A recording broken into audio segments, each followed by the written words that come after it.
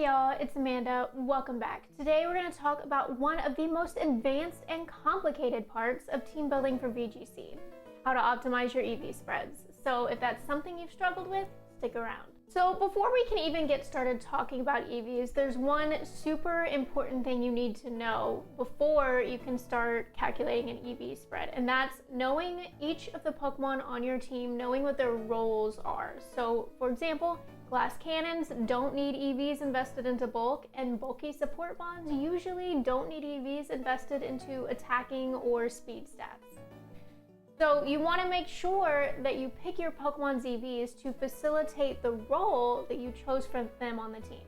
Also, keep in mind that you need to have an awareness of the meta. A super over-engineered EV spread is only going to be good when it's actually something that is relevant to what you will encounter in the meta. If you dump a bunch of EVs into bulk to survive a specific attack from a specific Pokemon and then you never actually play against that Pokemon, it's really not a good EV spread, no matter how well it's been calculated. So first we're going to start out with how to make a simple spread. We'll start simple and then we'll get a little more complicated as we go. So of course the most simple EV spread that a lot of beginners start with is the 252-252-4 spread.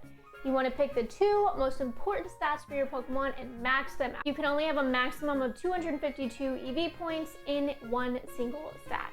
So you have enough EV points on your Pokemon to max out two stats with 4 points left over for a third stat. So obviously, when making a spread like this, you're going to pick the two most important stats for your Pokemon and you're going to max them out. Then you're going to put the 4 EVs that are left in your Pokemon's third most important stat. So let's say you have a Focus Sash Pokemon or just a general Glass Cannon Pokemon. You're gonna wanna maximize its speed and then whichever attacking stat that Pokemon uses, either physical or special attack. And then you'll drop the remaining 4 EVs in HP, defense, or special defense, whichever is most important. Now let's say you have a Trick Room attacker. You're not gonna wanna put EV points in speed because it's important that your Pokemon is as slow as possible. So instead, you're probably just gonna max out its HP for bulk, and then again, whichever attacking stat it uses. However, keep in mind, and we'll talk about this a little more later, if its HP is a lot higher than one of its defensive stats, like Snorlax, for example, then you're going to want to put the points in that defensive stat instead of HP. Again, keep your speed as low as possible. You don't want any EV points in speed if you're building a Trick Room Pokemon. Now, let's say you have a bulkier, sort of mid-speed Pokemon. No one will ever call it fast, but it's also not a Trick Room Pokemon. These are some of the toughest, right? Because you could put EVs in speed and then it would outspeed some things, but then you'd really be losing out on a lot of the bulk that makes mid-speed Pokemon good. Generally, what you want to do is think about the relevant speed tiers in the meta, right? So if there's a Pokemon that has a similar speed to your Pokemon and both of these Pokemon can KO each other, then you're probably going to want to outspeed it when you can. That way you can go first and KO it before it KOs you. But if you're not sure, you can't decide, generally you're gonna wanna put these EV points either in 252 speed or 252 HP. And then the other 252 is gonna, again, be in your attacking stat unless it's a support mon and it's not going to be dealing damage most of the time. Now, that's how you do the more simple 252, 252 for EV spreads. But as we know, EVs can get a lot more complicated than this. So first off, make sure you know your speed tiers. I already talked about this, but speed is most often the most important stat because you only have to outspeed your opponent by one single point to move first and potentially take a KO, right? Whereas with attacking stats or bulk stats, 1 point may not make the difference the way that a speed stat, 1 point, can make all the difference. Also keep in mind when we're investing EVs is that generally you're gonna get the most bang for your buck if the stat that you're putting EVs into is really low. So for example, if we talk about Kartana, which has base 31 special defense, it's going to have a really big impact in the damage formula if you put points in special defense. Whereas if you put the same number of points on, let's say, Blissey's special defense stat, Ballisty is a base 135 special defense stat.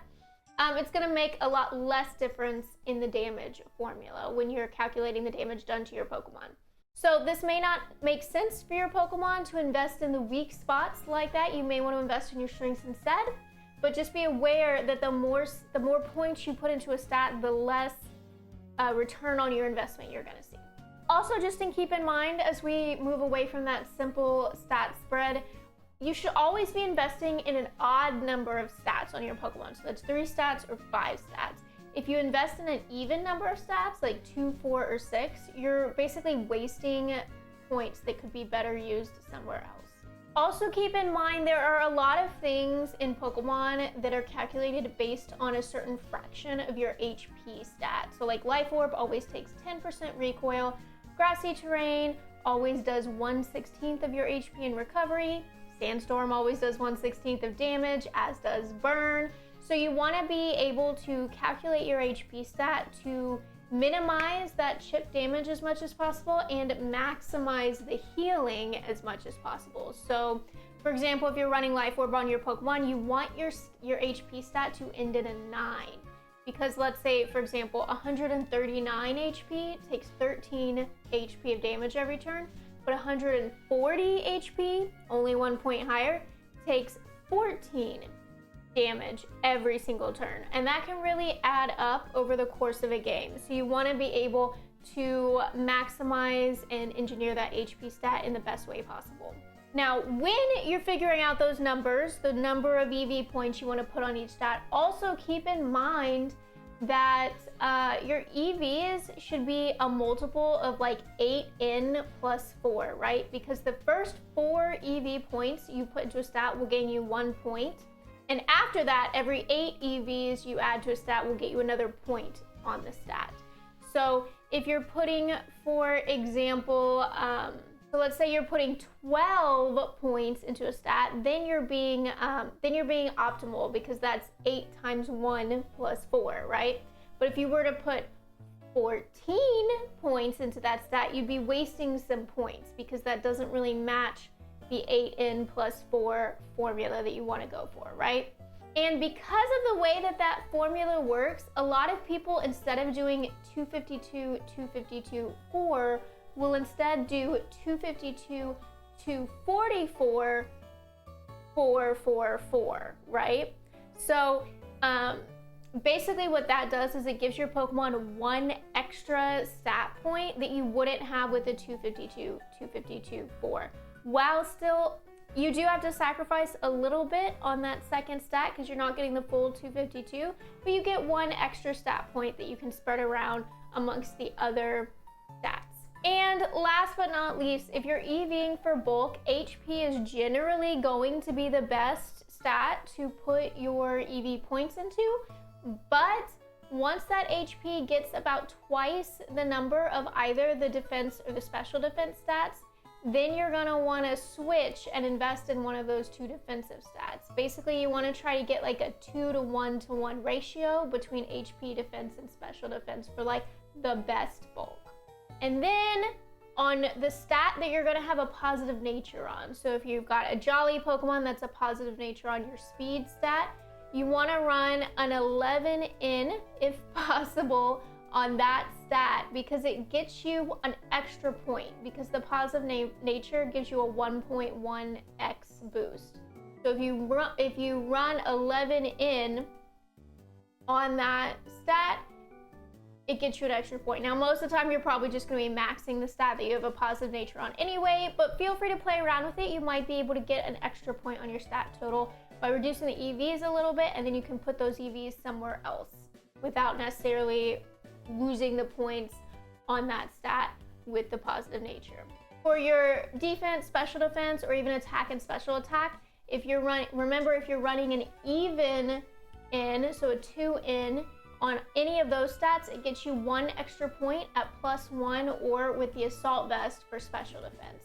So you want to run an even number there instead of an odd one wherever possible. And that's just because of the way that Pokemon rounds decimals in all of its formulas. Now, We've noted all the little tips and tricks. We're ready to get complicated with our EV stats. Keep in mind that when you're building a brand new team, it's really best to start with a simple spread until you know exactly what you need out of the Pokemon on your team, right? EVs are the most important when they're built in the context of your team's unique synergy.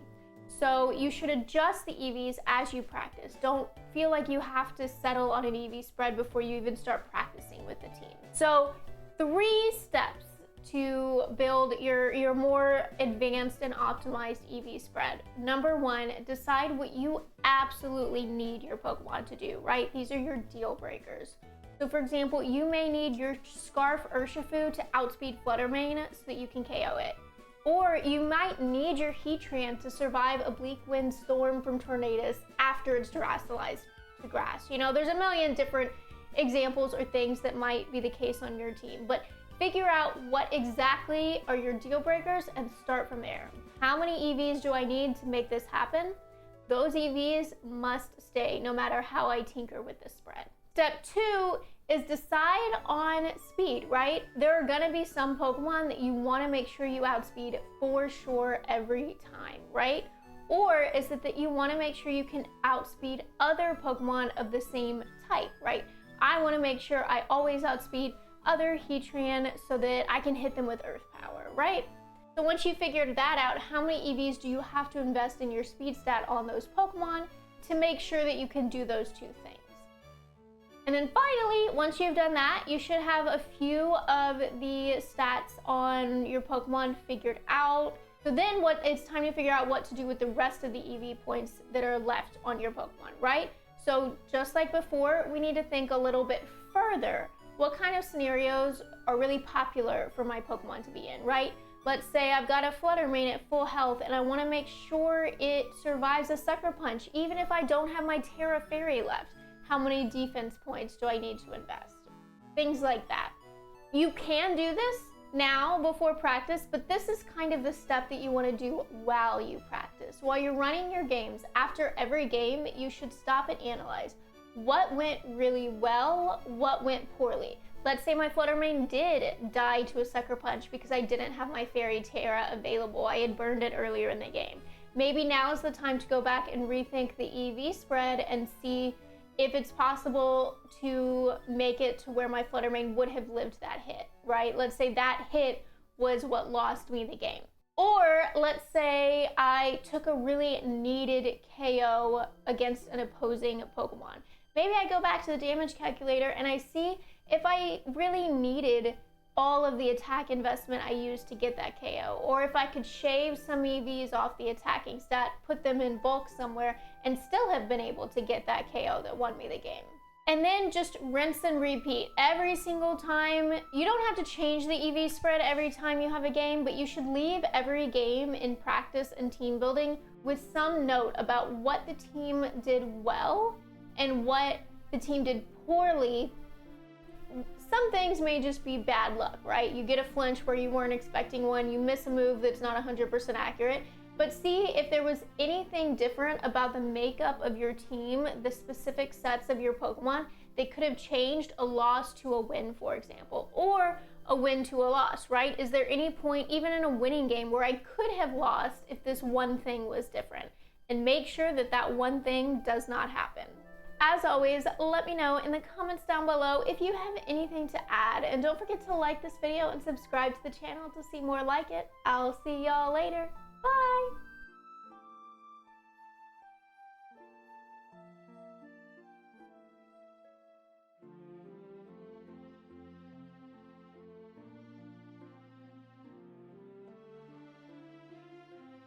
Speed, and then whichever attack.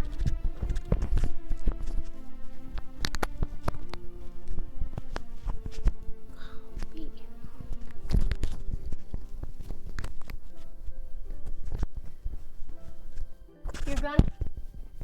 Hello?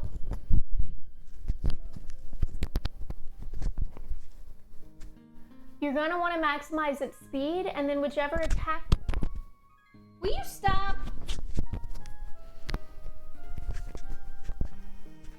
Okay. Are you gonna stay? No, you're not.